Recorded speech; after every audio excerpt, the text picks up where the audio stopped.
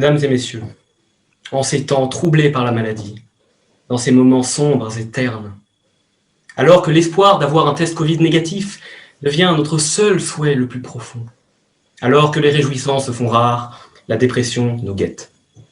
Plus de belles histoires d'amour à vivre dans la fleur de la jeunesse. Pire que le No Nut November, le No Nut 2021 étale son voile impénétrable sur le morne quotidien de la jeunesse française.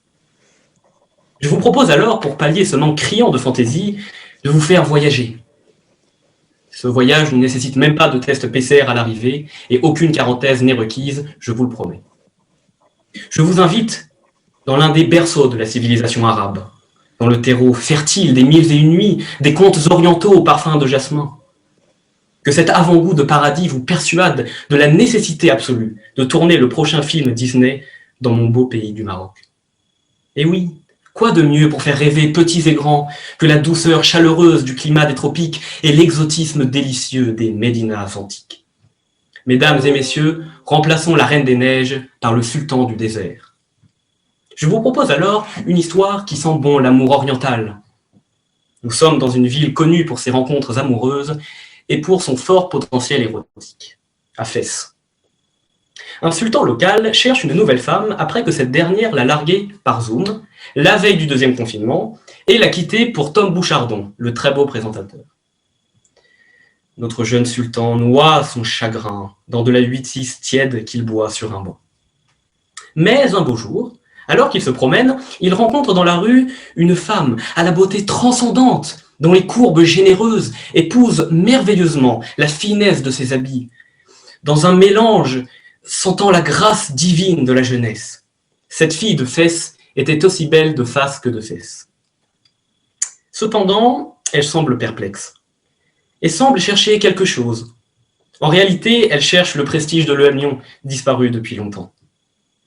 Pour entrer en lien avec elle, le jeune sultan s'approche et lui apprend que cette quête est sans espoir. Mais le sultan décide rapidement de changer de conversation.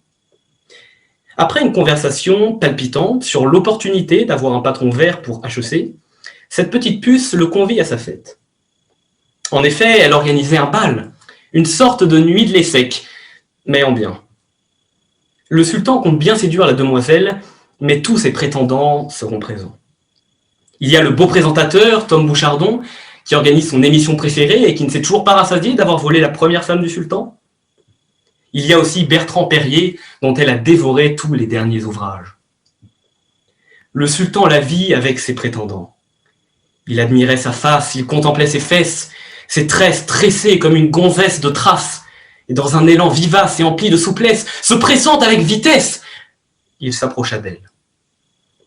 Malgré tout le charme des autres prétendants, notre sultan propose à la jeune fille quelque chose qu'elle ne peut refuser, quelque chose qui remplit nos rêves les plus fous, nos souhaits les plus audacieux, de baisser les frais de scolarité des écoles de commerce et une reprise des cours en présentiel.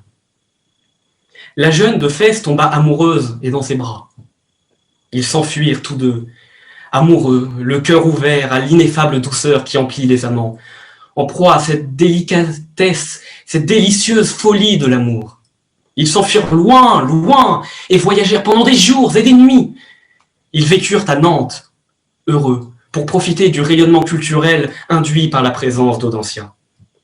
Ils élevèrent leurs enfants dans la bienveillance. Leurs enfants sont désormais des alumni d'Audencia et font partie de leurs anciens les plus illustres, à l'instar d'Amixem, comme vous le savez. Mesdames, messieurs, comment plus ravir nos enfants qu'avec de telles histoires? Choisissez le Maroc. Mon pays possède tout pour faire un monde. Des contes exotiques, des parfums envoûtants, l'enivrante douceur des thés marocains. Et puis, Fès attire aussi bien petits et grands.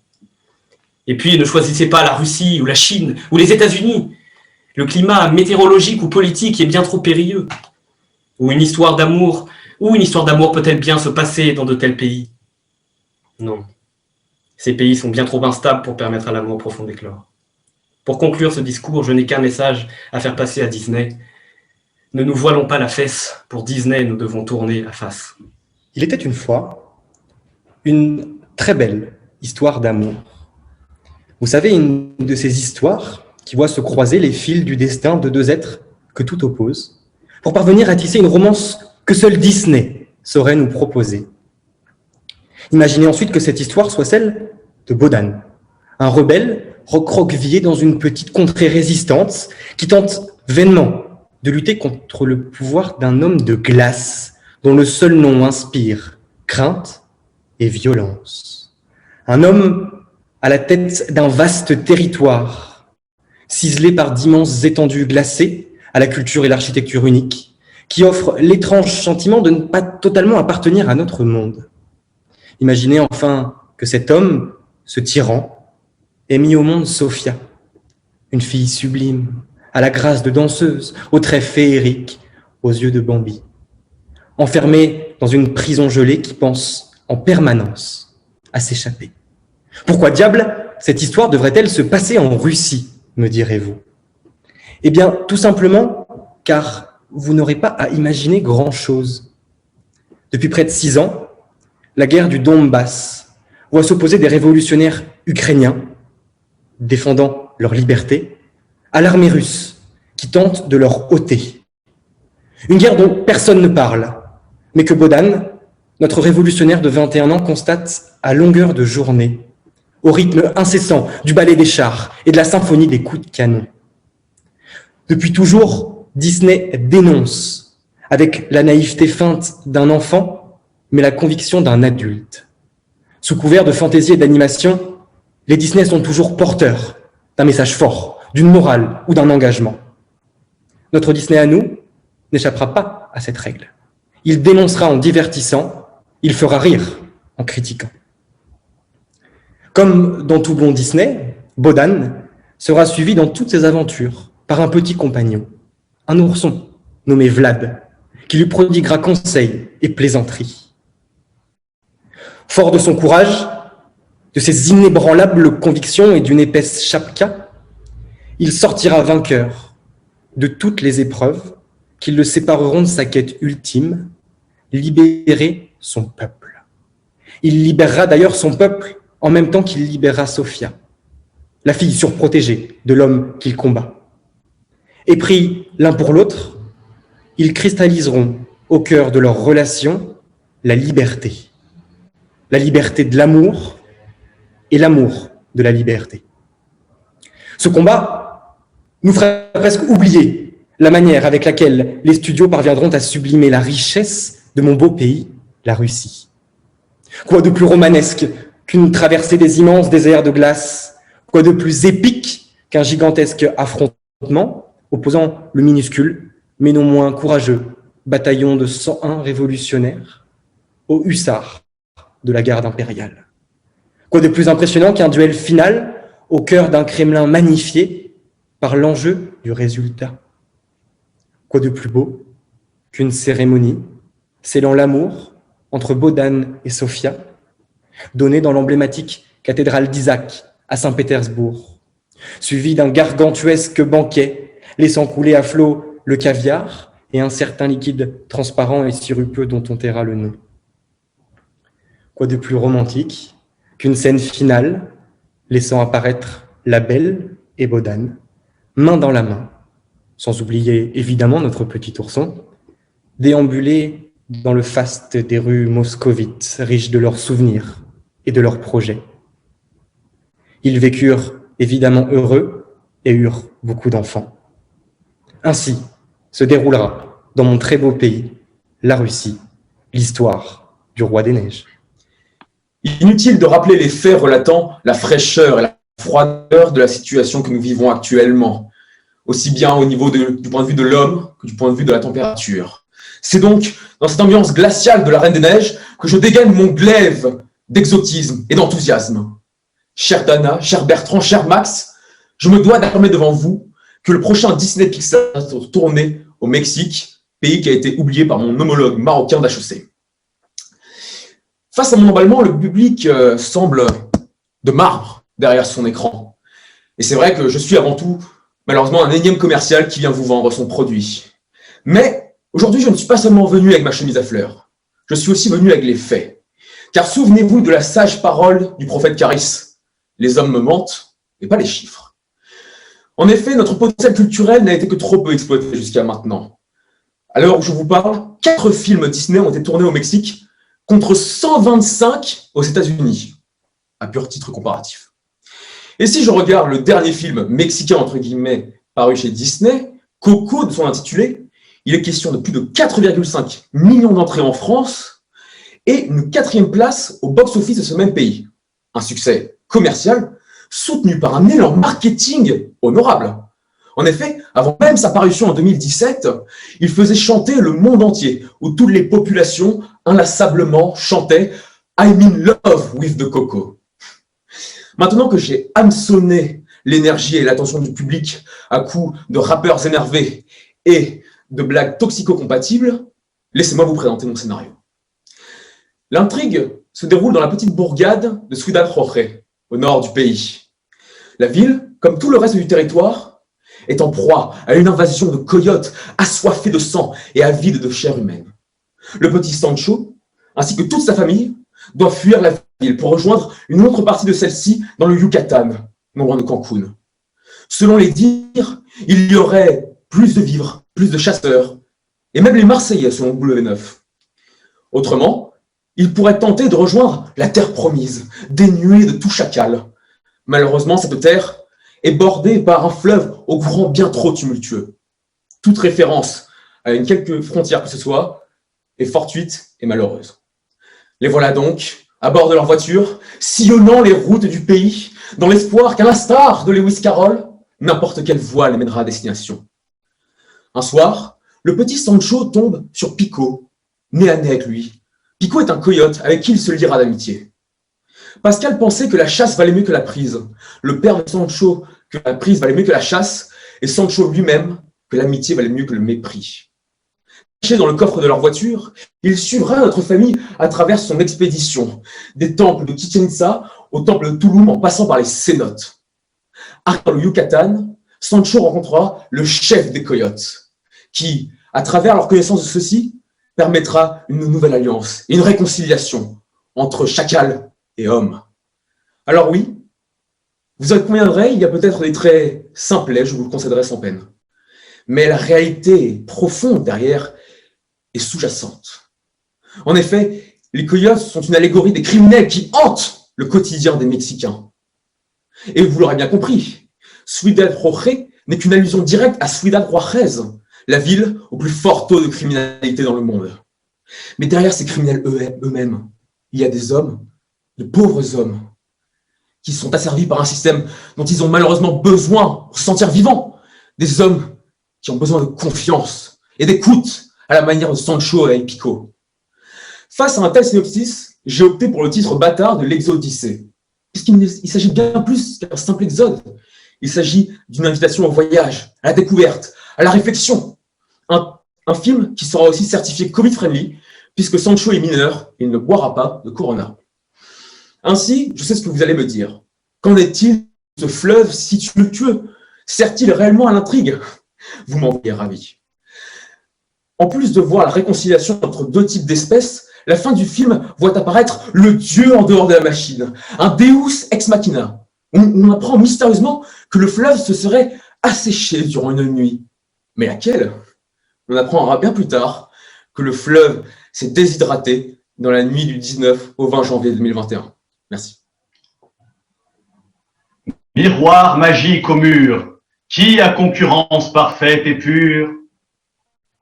Partout, ton système économique libéral est craint et respecté. Pourtant, il existe une nation au loin dont le régime autoritaire ne saurait dissimuler une civilisation plurimillénaire. Cette nation, hélas, est aujourd'hui plus forte que toi. Qui est-elle? Décris-la-moi. Drapeau rouge sang, étoile jaune brillante comme l'or. Cette nation, c'est la Chine. Madame, messieurs les jurés, chers spectateurs, je me tiens devant vous en tant que représentant de la délégation chinoise pour vous présenter le synopsis de ce qui sera, je l'espère, le prochain film Disney, Mulan 3. En effet, après avoir repoussé par 2 fois l'invasion mongole, Mulan est aujourd'hui impératrice de Chine aux côtés de son époux, Chen. Cette fois-ci, Mulan va devoir protéger la Chine de l'ennemi le plus redoutable et le plus puissant auquel elle n'ait jamais fait face.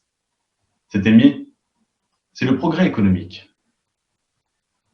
Un jour, de nouveaux outils arrivent d'Occident, des machines. Celles-ci rendent la vie beaucoup plus simple à tous les sujets du royaume et elles améliorent la situation économique de la Chine. Alors forcément, elles sont accueillies à bras ouverts. Pourtant, à mesure que le temps passe, Mulan se rend compte que ces machines sont empreintes d'une malédiction. Elles glacent le cœur des hommes et réduisent en esclavage toutes celles et ceux qui les utilisent en les transformant en machines. Alors que son époux est sur le point de succomber à cette malédiction, Mulan va demander l'avis de ses ancêtres pour leur demander conseil. Elle se rend compte que leur esprit protecteur, jadis vénéré, a aujourd'hui disparu. Le dernier parmi eux, c'est celui de son père, qui est décédé récemment. Et il parvient dans un dernier souffle à lui dire qu'en réalité, l'utilisation excessive de ces machines a rompu l'harmonie qu'il y avait entre les hommes et la nature. Si Mulan veut réveiller le cœur des hommes, elle va devoir se battre et raviver la flamme de la déesse de la nature. Alors, accompagnée de Wushu, son petit dragon rouge, de Kriki, le petit criquet porte-bonheur, Mulan s'en va. Malheureusement, au chemin, elle rencontrera énormément d'hommes devenus machines, et ceux dirigés par Wang, un industriel véreux qui rêve de fortune, qui rêve de trouver la nature et qui souhaite la dominer. Qui remportera cette lutte? L'harmonie entre l'homme et la nature ou bien la folie dominatrice des hommes? Chers jurés, j'aimerais vous inviter à venir en Chine pour ce tournage et ce pour 3 raisons. La première, c'est évidemment que la mythologie et le folklore chinois serviront, d'inspiration infinie, à la fois pour vos illustrateurs et vos compositeurs. La deuxième raison, c'est une question d'efficacité. Je rappelle qu'il y a quelques mois de cela, la Chine a construit en 10 jours un hôpital. Comprenez qu'un tournage dans ces conditions-là ne prendrait pas plus de 2 semaines. Enfin, la troisième dimension est d'ordre un peu plus politique, disons. Non pas que je doute de la dimension diverse, une certaine dimension sympathique pour les enfants. Mais comprenez que Disney, c'est aujourd'hui bien plus qu'un studio d'animation. Aujourd'hui, Disney, c'est avant tout une composante fondamentale de la pensée contemporaine.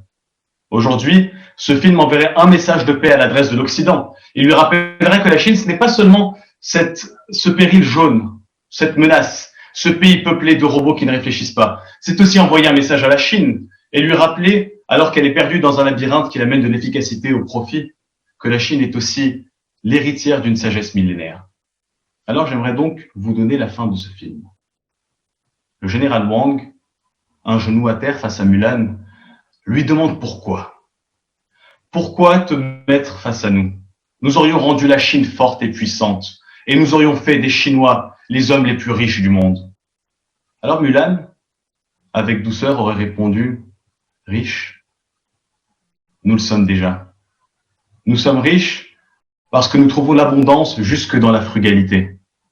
Pour nous, un verre de thé suffit à notre bonheur, alors qu'aucun bonheur ne te suffit.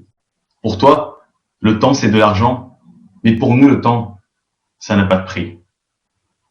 Alors, elle se relèverait aux côtés de son époux, jetterait un regard sur une Chine harmonisée, et Disney pourrait enfin dire « Ils vécurent heureux et eurent un seul enfant ».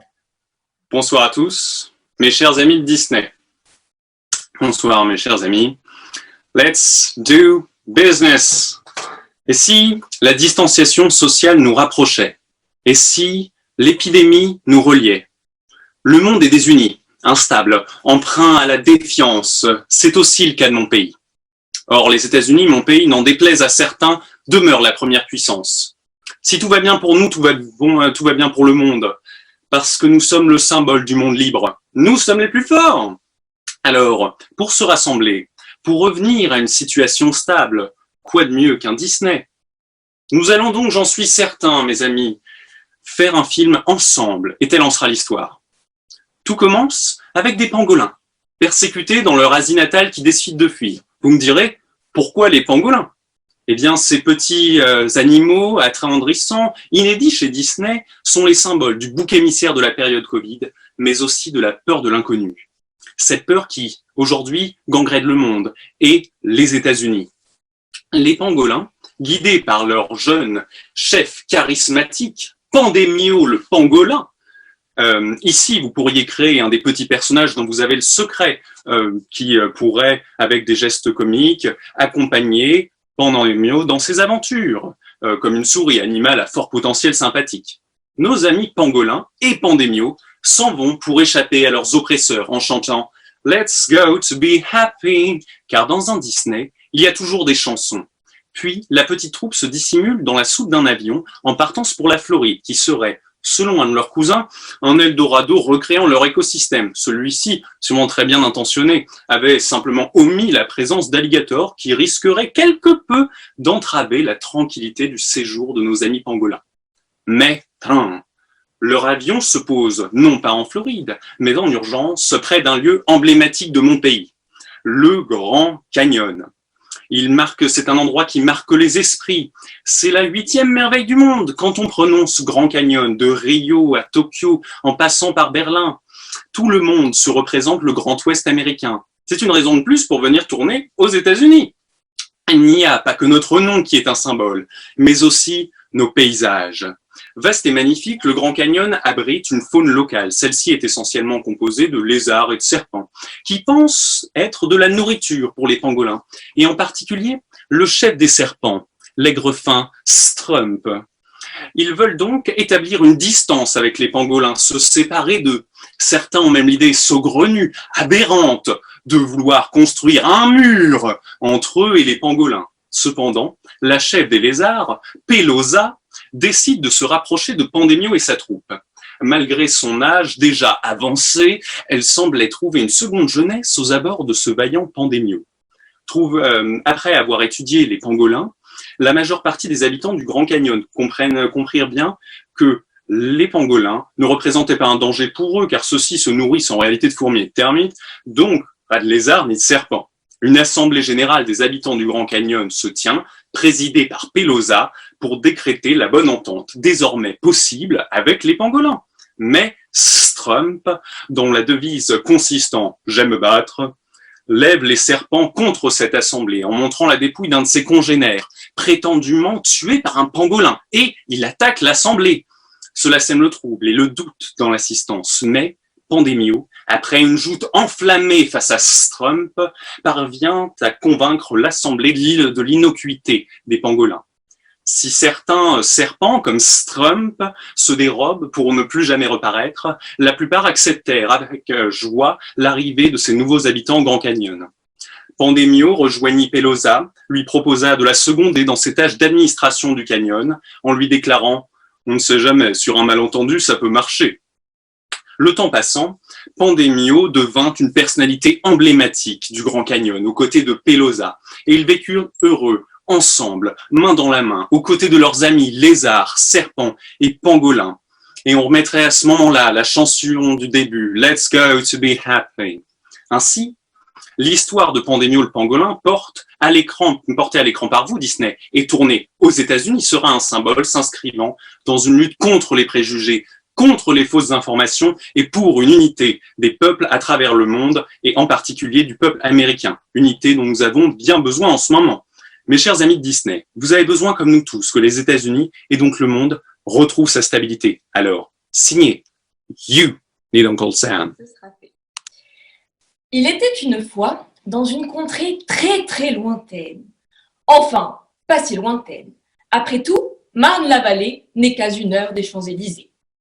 L'héroïne de notre histoire est une princesse, comme c'est étonnant. Mais attendez, je ne vous proposerai pas une princesse cliché, installée au café, coiffée d'un béret. Bien au contraire, quoi de plus inspirant pour des enfants qu'une princesse qui s'engage, qui fait preuve de courage?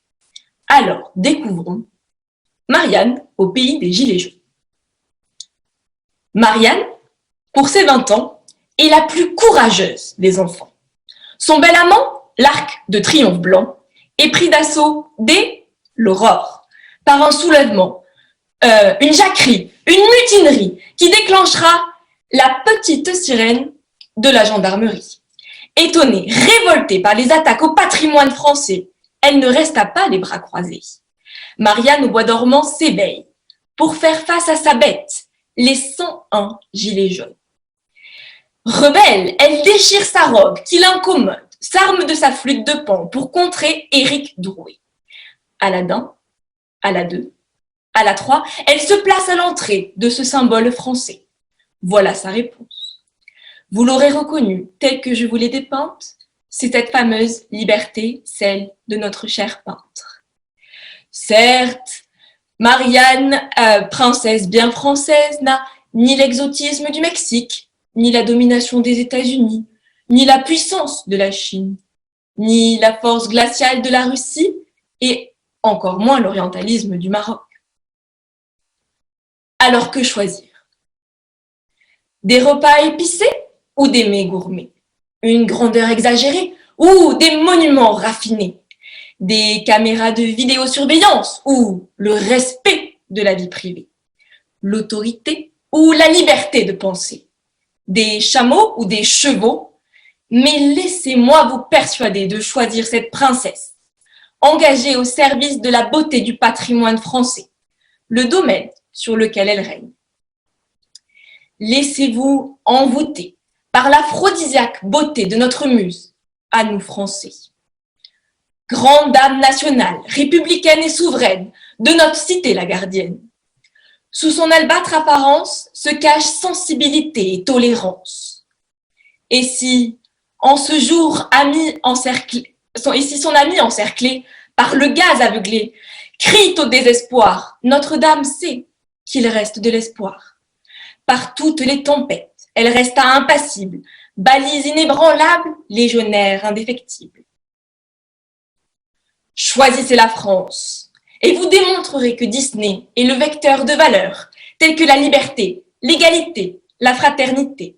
Mais je dois m'arrêter. Elles sont si nombreuses que je n'ai pas le temps de toutes les énumérer. Choisissez la France, et vous déciderez de souligner le point d'honneur que Disney a d'être à l'heure. Il faut en effet soutenir le changement. C'est pourquoi le temps n'est plus aux princesses bébêtes, mais à l'égalité des sexes. Choisissez la France et vous montrerez combien Disney est attaché à faire saillir l'importance des musées, de la culture et du patrimoine en ces temps troublés où tous ces lieux exceptionnels sont fermés. Maintenant, à vos choix. Mais sachez qu'en élisant Marianne, vous ne le regretterez pas. Car Paris n'est-elle pas la ville lumière, l'endroit le plus magique de la Terre?